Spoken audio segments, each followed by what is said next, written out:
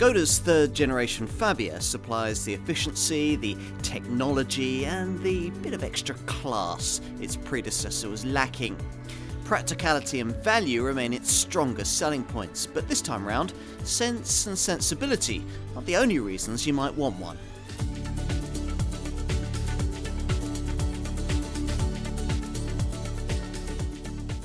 It may no longer actively campaign as a budget buy, but Skoda's Fabia has always been the thinking person's value-focused super mini, with over 3.5 million sold since original launch at the turn of the century. It's always aimed to give its customers more for their money, as does this third generation version. For a start, it remains the most spacious choice in its class, reprising the appeal of the original Mark I model that sold prodigiously for exactly that reason. Back in 2000, Skoda had only quite recently discovered the space-efficient attributes of front-wheel drive, and with the first Fabia, the brand went the extra mile in maximising the benefits of that layout, creating a super mini pretty much as big inside as some older family hatchbacks from the next class up. Every small car maker had to match it, and super minis quickly became so big that the market rather hurriedly created a smaller city car segment below them. That Fabia had proved to be a very significant car. With the second generation version we first saw in 2007, Skoda saw no need of a further increase in size, but did increase their pricing. Suddenly, rivals that had previously looked smaller and more expensive were back on terms with this Czech contender. It was no longer a unique small car proposition, but can it be again? Well, Skoda reckons so, and reels off an impressive list of facts to support its claim. So this Mark III Fabia has the biggest boot in its class, the most spacious rear seats, and can be ordered in an eco-conscious green line guise that'll deliver pretty much the lowest running costs it's possible to achieve in this segment. On top of that, styling packages give this car a bit more attitude. And, as ever, it represents your cheapest way into Volkswagen Group technology that would cost you thousands more in a comparable Polo or Audi A1. It all sounds promising, doesn't it? Well, let's take a closer look at how this car stacks up.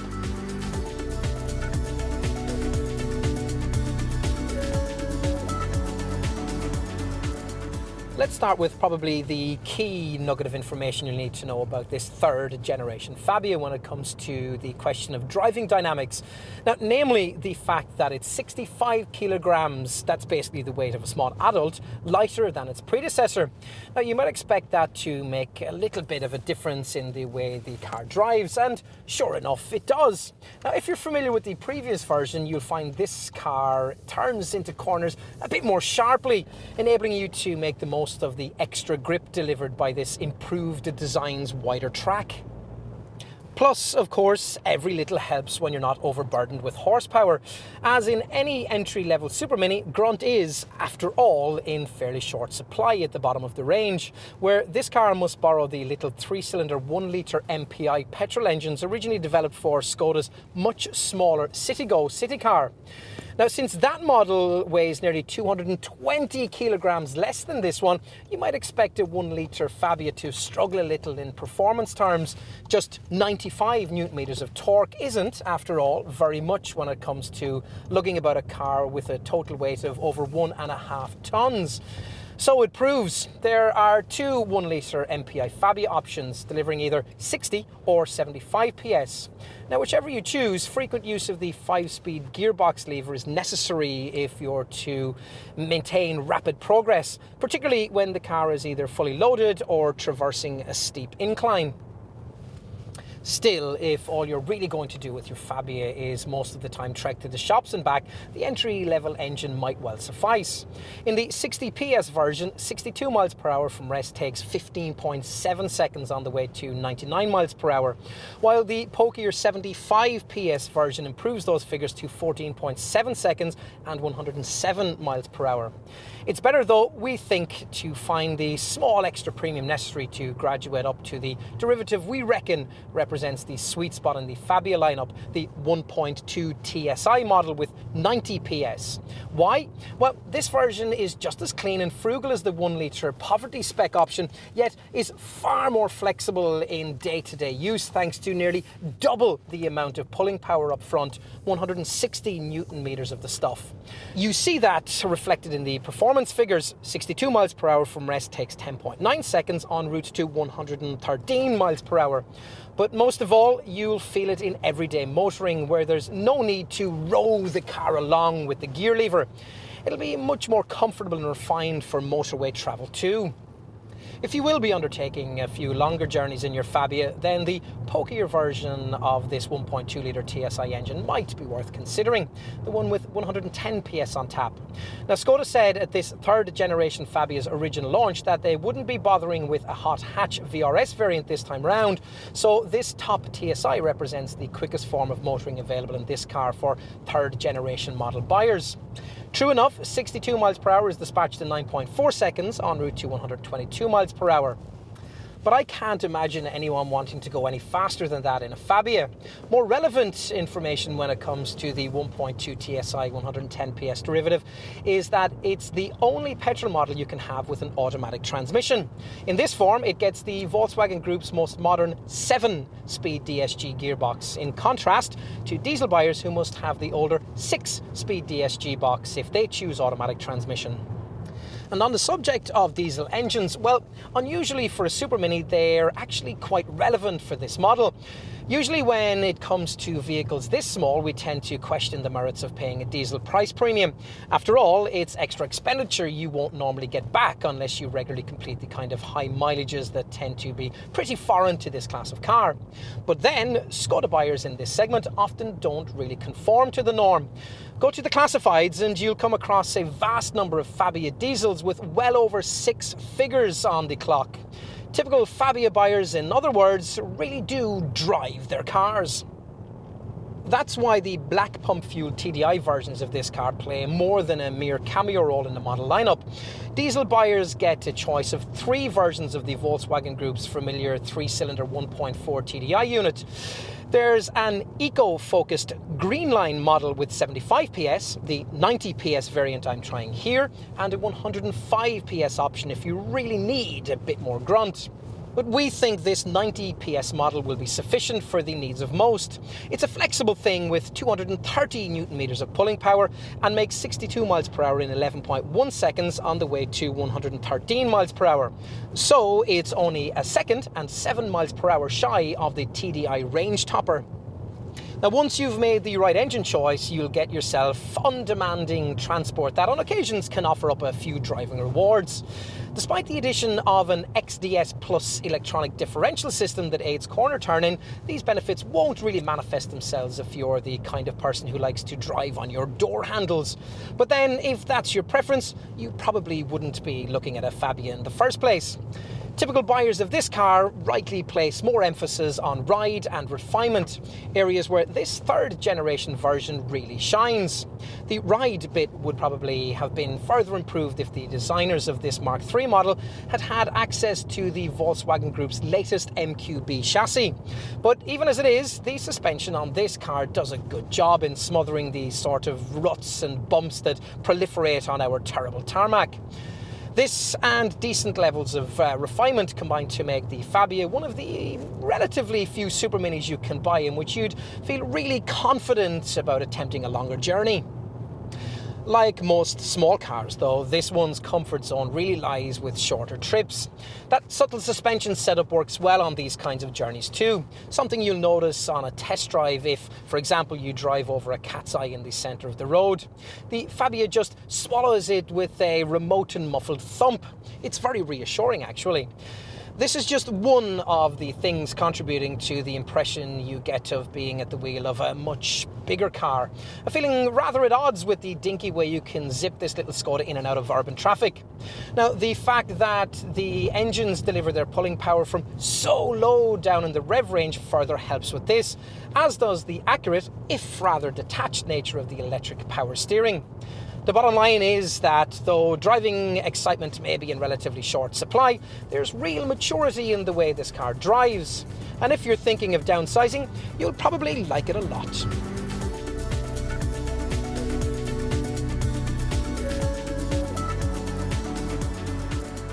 This third generation Fabia apparently ushers in a fresh era in Skoda design. If so, then with future models we're going to be treated to styling that, as here, is all about sharp angles and bold edging. Inspired by the brand's popular Monte Carlo model of the 1930s, it features a crisply contoured bonnet that flows down into a smarter front grille and headlamp layout, supposed to emphasise the increased width of the car. Now, if you're familiar with the Fabia, you might at first glance be tempted to conclude that not much has changed. But put this car up against its predecessor and you get what the design team were trying to do. Where the old model was a little too high and narrow, this one looks far slicker and more modern. As does the profile, a more powerful silhouette and sharp tornado lines, giving this 5-door only body style a much more dynamic feel than was offered by the previous generation model. That's helped by the fact that this time round, the car is 30mm wider and sits 90mm lower. Stylist Josef Kaban, a Slovakian who studied at the Royal College of Art in London, was aware that unlike the first and second generation Fabias, which served as the entry point to the Skoda range, this third generation version had the little Citigo city car below it and could therefore be a bit more expressive in its design. In this, he was guided by the Czech brand's boss, Dr. Winfried Valand, who had adored the strong, wide, flat and powerful proportions of the Fabia RS Racer that was made in the second generation model's lifetime. When it came to this Mark III design, it was demanded that the same sort of look be duplicated in a much sportier looking Fabia, a car that would attract younger customers while still keeping traditional clients happy.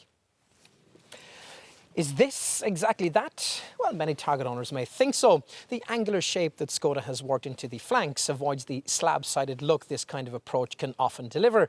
And there are some nice touches, like the trailing edge of this rear door and these kicked-up rear quarter-light windows. Now, there's also an estate version that looks just as good.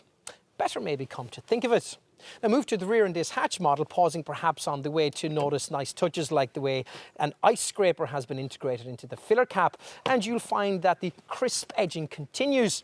Here it feeds into almost origami-like folds that add character to a tail section lit by the usual Skoda C-shaped lighting graphic at night.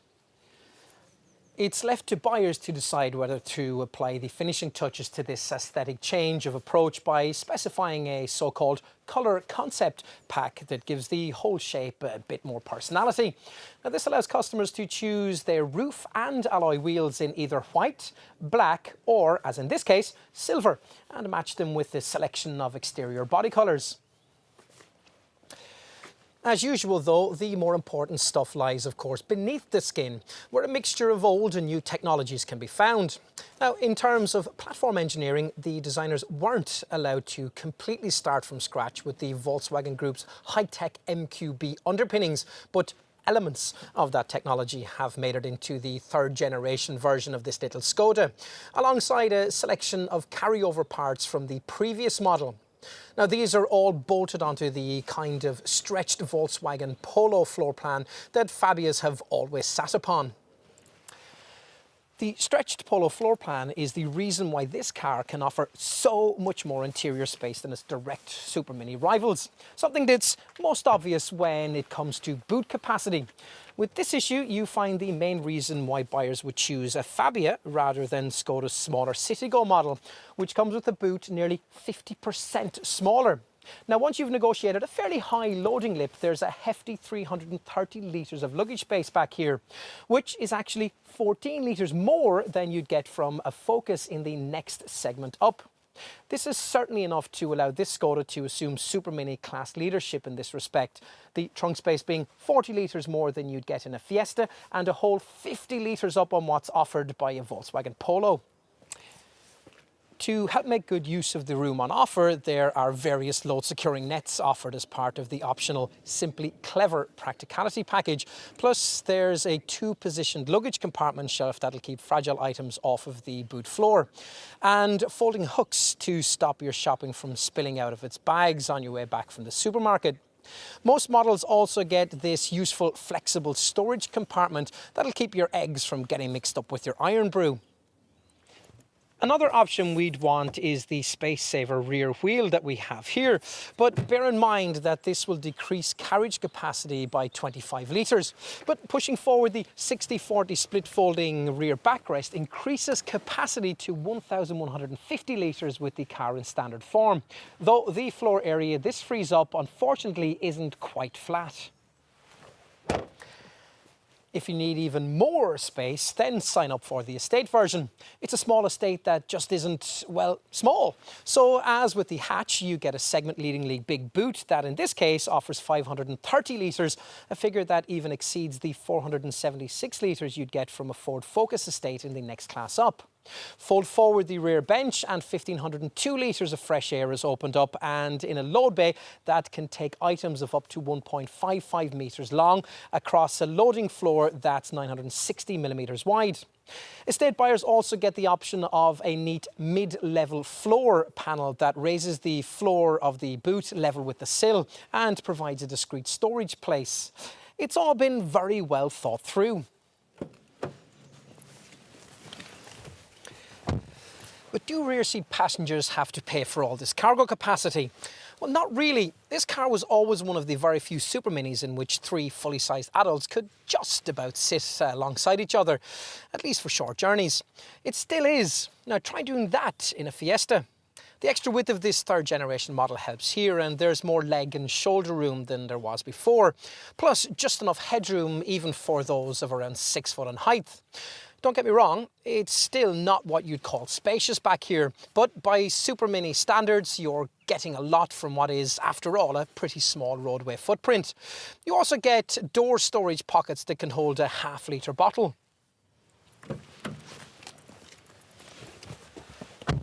There's plenty of space up front too, especially for elbows and shoulders, and it's easy to find an ideal driving position thanks to reach and rake adjustability for the steering wheel, and there's a height adjustable seat. Now, on first acquaintance though, what you're more likely to notice are the improvements Skoda has made to cabin architecture. Now, the Czech brand's designers are hobbled a little here by the Volkswagen Group's need for them to create something slightly less plush than you'd find in a more expensive Polo. But within the restrictions of that approach, they've done reasonably well. Okay, so you can forget about chrome trim and soft touch plastics, but as a Super Mini buyer, you may quite justifiably conclude that you don't really need all of that kind of thing anyway. What's more important is that the fabrics, the dash trim and the functionality of the switchgear all feels that bit more expensive than before. Pretty much everything has been redesigned. Now, the handbrake, the gear lever and the interior light switch being the only real carryovers from the previous generation model. Since that car was introduced back in 2007, Super Mini buyers have become a bit more demanding in the style and personalisation options they expect from a model like this. Skoda's response here is to offer the option of this decorative dashboard panel, which at extra cost can be specified in either black, piano black, or as in this case, piano white. Now, the white finish certainly lifts the otherwise sombre cabin atmosphere a bit, as does this model's optional jeans blue seat fabric. Now, around this decor panel sits the other main interior change, the addition of this neat infotainment colour touchscreen, delivered in either 5 or 6.5 inch sizes, depending on the trim level you decide upon. Now, it covers trip computer, stereo and car status functions, and even offers space for you to store personal pictures or download a range of apps. What it doesn't provide is a sat-nav option, but then that's the kind of thing that savvier buyers now access through their smartphones. Something now easier to do thanks to the mirror link feature you get with most models, which allows your Android handset screen to be replicated on the central display. Now, Skoda's designers love mirror link because it gives owners a chance to feel a closer connection with their car. Think about it. When you first buy a smartphone, it's a pretty soulless, sterile thing, but after a while it becomes wholly personalised to you. Your sounds, your pictures, your movies, your contacts, and so on. Skoda want the Fabia, by extension, to become a bit of you. Talking of smartphones, I like the way that the optional Simply Clever practicality pack I mentioned earlier gives you a neat slot to put yours into. And you might want to use that handset in concert with another option, the SmartGate feature that enables you to use, display and store selected vehicle data upon your Apple or Android device. Now, I touched on cabin storage. There's plenty. Though the previous model's double-decker glove box hasn't been carried over, the compartment that remains is still of a decent size. And there are hidden drawers under the front seat, plus the expected couple of cup holders near these useful credit card slots in front of the gear lever. As for other storage stuff, well, there are properly large door pockets that can take a 1.5 litre bottle and are designed to take the dedicated high visibility vests that European motoring law now requires. These can also incorporate this tiny optional waste bin. You also get nice touches, an overhead compartment for your sunglasses, an armrest storage box, and this useful parking ticket holder clip on the inside of the right-hand A-pillar, and the option of tiny storage nets on the side of the front seats for smaller items you want to keep close at hand. Someone's thought this through.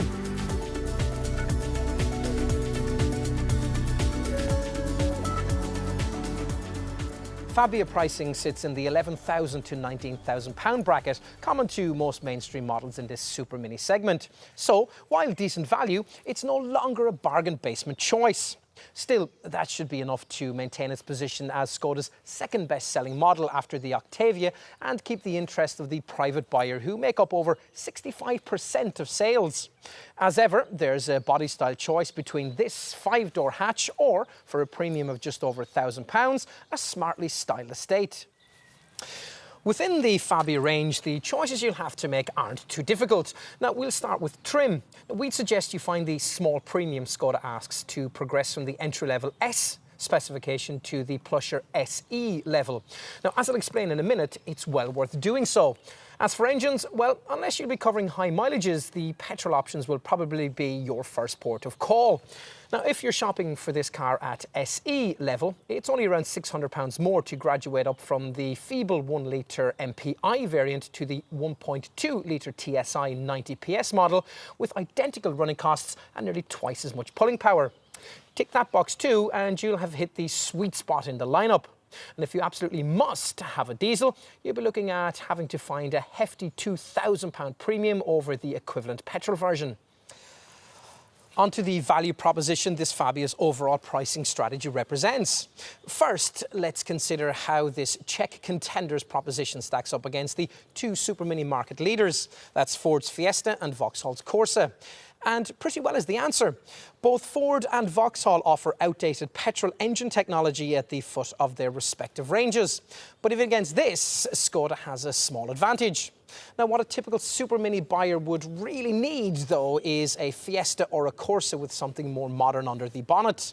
Vauxhall's 1-litre direct injection turbo unit or Ford's 1-litre EcoBoost power plant. Now, pitch variants like these against an equally modern Fabia 1.2 TSI, and you'll find the Czech model offering list price savings of £1,000 to £1,500. Fabia diesel pricing seems at first glance to be more comparable to that of an equivalent Fiesta TDCi or Corsa CDTi. And that's only because this Skoda offers you significantly more performance. Look away from the obvious alternative super mini choices and the Fabia puts up an equally strong showing. Let's start with its Volkswagen Group super mini cousins. Now, there's not much of a saving to be made in choosing a slightly smaller Seat Ibiza over this car. And the Volkswagen Polo, which a Fabia is actually based upon, carries a £1,000 to £2,000 premium in petrol form, while also demanding a significant increment in diesel guise, despite the fact that base and premium Polo TDI options give you 15 PS less under the bonnet than their Fabia equivalents. Now, you'll also need to pay Polo-style model-for-model premiums if you're to choose another strong super mini contender, the second-generation Mazda 2. A better price match against this Skoda is Hyundai's neat Mark II model i20. Now, this Korean competitor could save you a little over a Fabia, but most of the mainstream engines it offers aren't quite as efficient. Now, that's an observation also applying to another Korean contender, Kia's Rio, which shares most of the i20's technology. Otherwise, assuming you don't want to pay a premium of around £1,000 for an equivalent Toyota Yaris, you've got the two main French options in this segment. That's Renault's Clio and Peugeot's 208. Now, in base petrol and diesel form, these two cars are priced comparably against this Skoda. But look at one with the kind of modern efficient petrol engine you'd need to compare with the Fabia 1.2 TSI 90 PS model that we'd recommend, and the picture's a little different. With the Clio 1.2 TCE or a 208e VTI 82 variant, you'd be looking at having to fund an ownership premium of around £1,000. If, having considered all of that, you conclude that it is a Fabia that you really want, then you're going to need to know just how generous Skoda has been with the standard spec. So, let's see.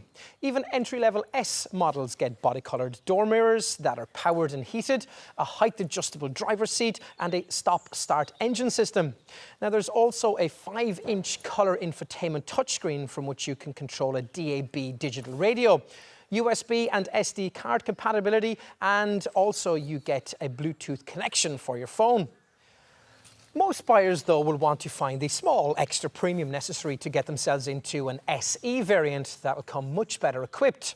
Additional features at this level include 15-inch alloy wheels, an alarm, air conditioning, rear parking sensors, a trip computer, smart chrome and leather touches around the cabin, and a speed limiter to help you preserve your licence in roadworks or urban areas. Now, you also get a larger 6.5-inch display for the infotainment touchscreen, from which you can access a higher quality 6-speaker stereo with Archemy sound. From this level, a clever mirror link function also enables you to duplicate the functionality of Android phones on the screen too. If you want to go further, then the top of the range offers a choice between either the plush SEL trim level that we're trying here, which gets things like keyless start, climate control, a multifunction steering wheel and cruise control, or the more dynamic-looking Monte Carlo models, which come with features like smart black alloy wheels, tinted glass, a black interior featuring sport seats with multicoloured stitching, and a full-length glass panoramic roof. Now, that roof might be an appealing option for buyers of humbler variants. These people may also want to look at extras like front fog lights, auto headlamps and wipers, and possibly a removable tow bar. Now, satellite navigation, though, is missing, a casualty of apathetic buyer take-up in the previous generation version of this car. Skoda thinks that many of those wanting it in the future in a car at this end of the market will simply download navigation as a cheap app. They could be right. One key, very affordable option we think you really need to have is the Simply Clever interior storage package, which gives you a useful waste bin, a holder for multimedia devices, and a boot net to stop loose items rolling around. Now, we'd want the temporary space-saver rear wheel too. You'll be glad you tick that box if you're ever stranded by the roadside on a wet and windy night. Other practical features include a rubber mat for the boot floor and an integral bicycle storage system. Now, more overt types will be tempted by the colour concept pack that we have here, which gives the roof and wing mirrors bespoke paintwork, in this case, silver. Buyers interested in that will also want one of the decorative inserts you can add to the fascia. In this car, this feature's finished in piano white. Now, on this model, we've also got the optional Smart Gate feature that enables display, storage and use of selected vehicle data on Apple iOS and Android phones. Now, there's also an option of downloading an MFA Pro app that lets users display onboard computer functions and multifunction display content onto their mobile handsets. On to safety. All models justify this car's 5-star Euro NCAP safety rating with twin front, side and curtain airbags, plus ISOFIX child seat fastenings and the usual electronic assistance for braking, traction and stability control. Now, beyond that, those avoiding the entry trim level also get a clever front assist city emergency braking system that at urban speeds constantly scans the road ahead as you drive for potential collision hazards. If one is detected, you'll be warned. If you don't respond or aren't able to, the system will automatically brake to decrease the severity of any resulting accident. Now, other technology features developed for this car include a driver fatigue sensor and a multi-collision brake system that, after a crash, will try and restrain the car from going on to hit something else.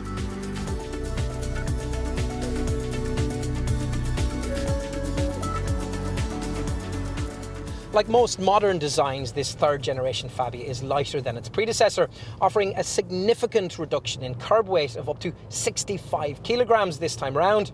It probably would have been lighter still if the designers had been allowed complete use of the Volkswagen Group's latest MQB platform structure, rather than merely selected elements of it. Still, the improvements welcome. You notice it in this car's quicker responses, and plays a major part in efficiency enhancements that see this third generation model being up to 17% cleaner and more frugal than its predecessor.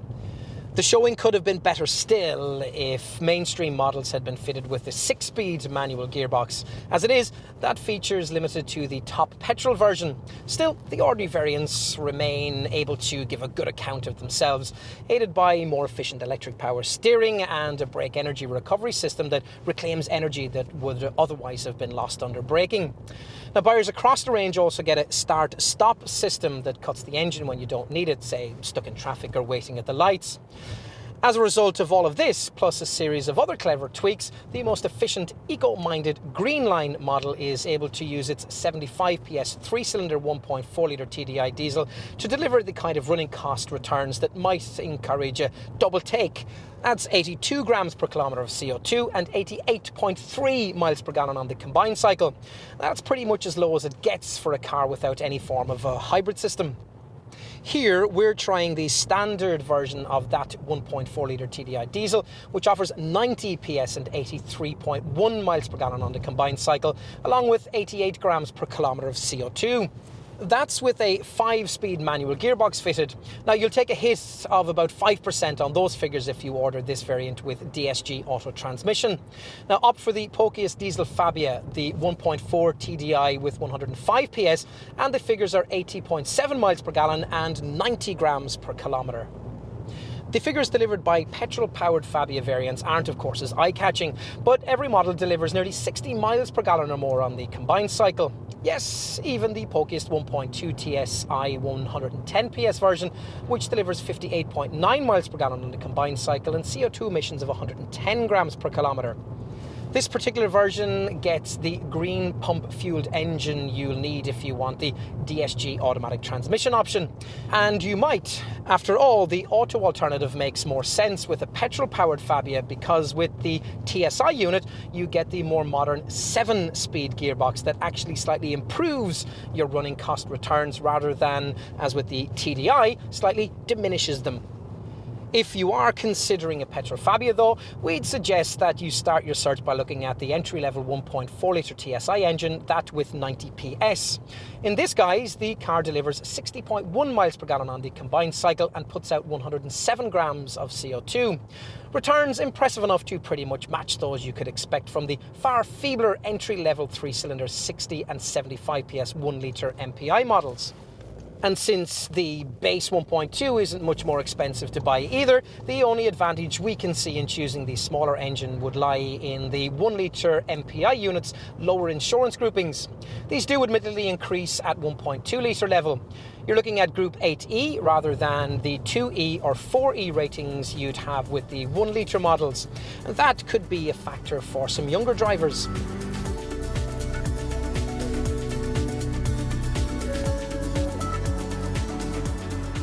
So, how to sum up? Well, think about the reasons people buy small cars. Ease of use, low running costs, practicality. This one seems to very effectively tick a lot of those boxes, but then the Fabia always has.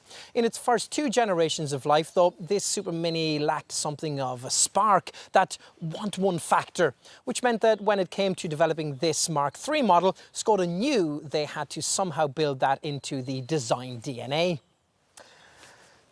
To some extent, they've done this. A bit of extra effort's been made to personalise the interior, and the colour concept package will make this car stand out a bit more. It is as trendy, in other words, as it now needs to be, even though ultimately the recipe on offer here is much the same. You still won't be buying this car to make a fashion statement or to impress the neighbours, and you certainly won't buy it to corner on your door handles. Fabia customers tend to be beyond all of that sort of thing. Instead, in this Skoda, they'll recognise a sensible, state-of-the-art super mini in every way fit for purpose in an increasingly demanding modern world. Of course, it ought to be. As part of the Volkswagen Group, Skoda has access to some of the finest vehicle technologies going, many of which are showcased here. The Fabia doesn't make a song and dance about this cleverness, but look beneath the unassuming surface and there's a highly accomplished package that's only made more appealing by the price. It also helps that the Czech brand has at last completed the job by giving this car the modern, efficient engine lineup it's always needed. True, the end result may not be the car you always dreamed of owning. It could, though, very well be the one you actually need.